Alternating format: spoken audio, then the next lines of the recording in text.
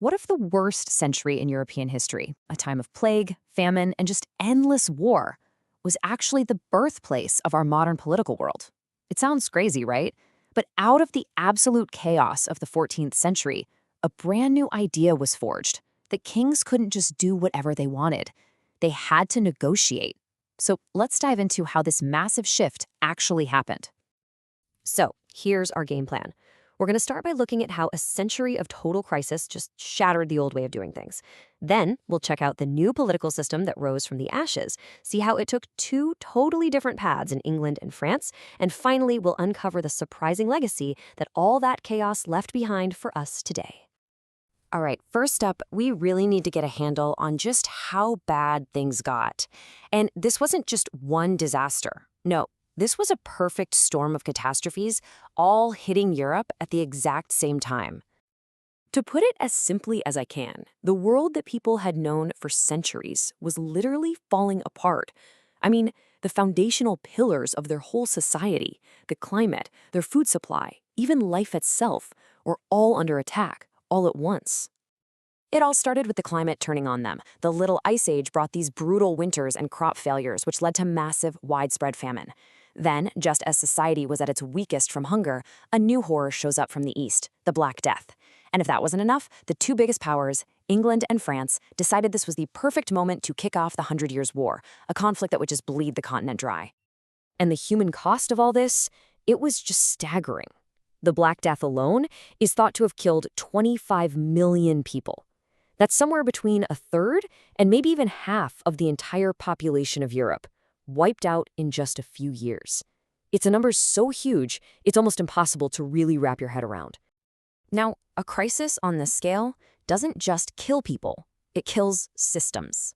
The old feudal order, the very structure of society for centuries, just could not handle the pressure. It broke. I mean, think about it. Kings still needed to fund their huge armies, but their tax base had literally been cut in half. With way fewer peasants to work the land and pay up, the burden on the survivors became totally unbearable. But here's the crazy twist.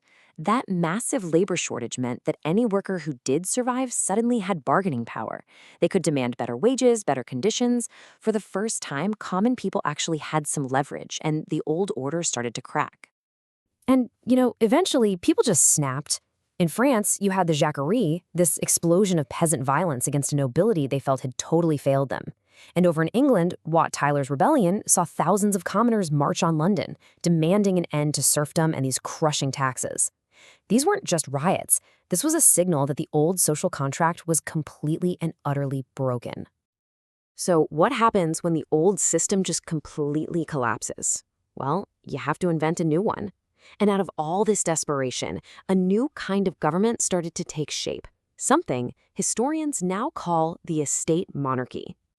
Now, the core idea here was revolutionary for its time. It basically said a king couldn't just rule because God said so. To actually govern effectively, and, let's be honest, to raise the cash he desperately needed for wars, he had to get the consent of the powerful groups or estates in his kingdom.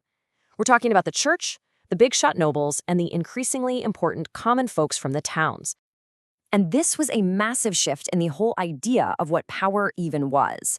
Before, under the old system, the king was kind of like a father figure, and the whole kingdom was basically his personal property. He could do what he wanted. But now, in this new estate monarchy, the king has to be a negotiator. He's forced to admit that other groups have their own rights and interests. The bottom line? Power isn't absolute anymore. It has to be shared. But here's where it gets really interesting. This new political technology, it wasn't a one-size-fits-all solution. In fact, the way it was applied in England and France sent them down two completely different political paths that would define them for centuries to come. Over in England, the change was really forced from the bottom up. It all kicks off with King John, a guy famously nicknamed Lackland because, well, he lost a huge chunk of English land in France. He was desperate to get it back, which meant he needed money, and he squeezed his barons like a lemon to get it.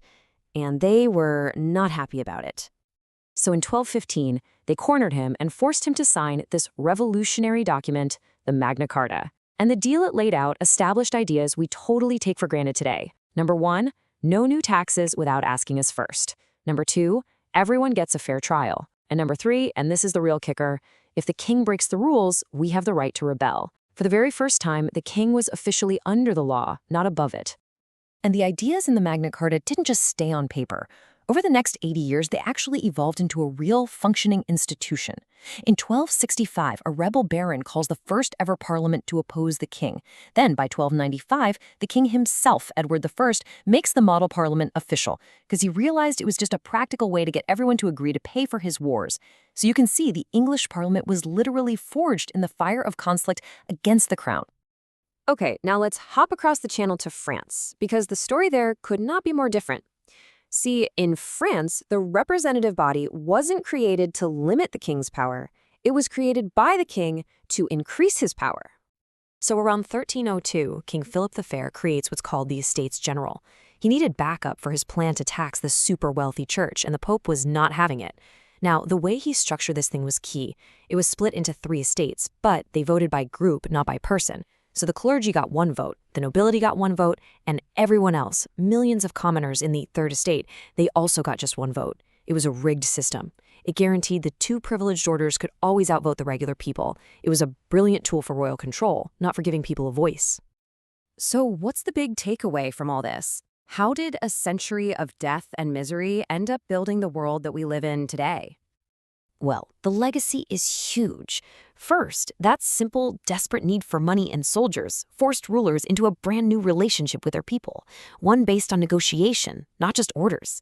Second, core ideas of our democracies, like no taxation without representation, were born right here in this medieval mess. And finally, those 2 different paths are so important. England's journey created a system to check the king's power, while France's path created a tool for the king to strengthen his own. So the next time you think about things like Parliament or Congress or just the basic idea that a government needs the permission of the people it governs, remember the 14th century. The ideas that define our political lives weren't dreamed up in some peaceful philosophical debate. They were forged in fire, famine, and plague. The political DNA of the Western world was written in a century of absolute chaos. And that leaves us with a pretty big question, doesn't it? If the crises of the 14th century created the foundations of modern politics, what new political forms, what new ideas are being forged in the crises of our own time, and what will their legacy be?